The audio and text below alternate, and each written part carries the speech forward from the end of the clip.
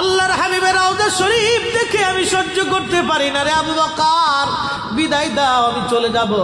চলে গেলেন নবীর পাগল।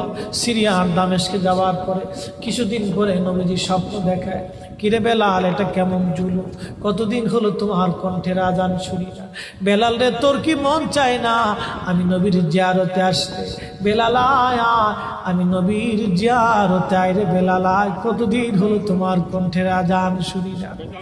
স্বপ্ন যখন নবীজি দেখাইছে, এ মুসলমান, হযরতে বেলাল সুদূর সিরিয়ার দামেস্ক থেকে পাগলের মতো দৌড়াইলেন, পাগলের মতো ছুটে আসলেন। যখন মদিনাতে আসলেন তখন তাহাজ্জুদের সময় চলতেছিল। তাহাজ্জুদের সময় চলার সময় হযরত বেলাল রাদিয়াল্লাহু আনহু কাঠের জালি দিয়ে তখন রওজা শরীফ ঘিরে রাখা ছিল। ওই জালির পাশে বসে বসে জালির সঙ্গে মাথা টেকাইয়া নবীর পাগল বসে বসে গুনগুন গুনগুন করে কাঁদে আর বলে, হুজুর আপনি আসতে বলেছিলেন, গোলাম এসে হাজির হয়েছে। নবী গো, আজান দিতে বলেছেন, আমি আজান দিলে আপনি আগে নামাজে আসতেন, এখন আজান দিলে কি নবী আপনি নামাজে আসবেন? হুজুর এখন আজান দিলে কি আপনি নবী নামাজে আসবেন? নতুন মুয়াজ্জিন আসছে আজান দেওয়ার জন্য, এসে দেখে নবীর মুয়াজ্জিন বেলাল কাঁদে। ডাক দেখে মদিনাবাসী, শুনছো নবীর মুয়াজ্জিন ফিরে এসেছে, বেলাল আসছে, বেলাল ফিরে আসছে। এই কথা শোনার পরে সব সাহাবী ঘর থেকে বের হয়ে দৌড়ায় এসে দেখে বেলাল কাঁদে। সাহাবীরা বলে, বেলাল আজান দাও, কতদিন হলো তোমার কণ্ঠের আজান শুনি না। বেলাল আজান দাও, কতদিন হলো আজান শুনি না রে বেলাল।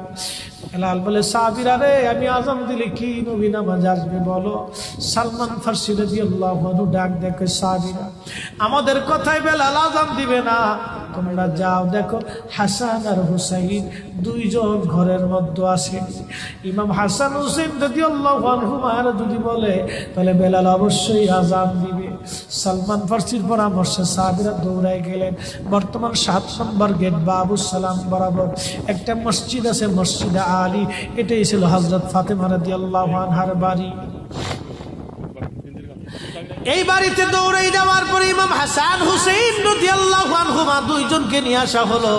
দুইজনকে নিয়ে আসার পরে হযরত ইমাম হাসানকে দেখতে আমার নবীর মতো দেখা যাইতো, চেহারাটা রাসূল করিমের চেহারার মতো ছিল।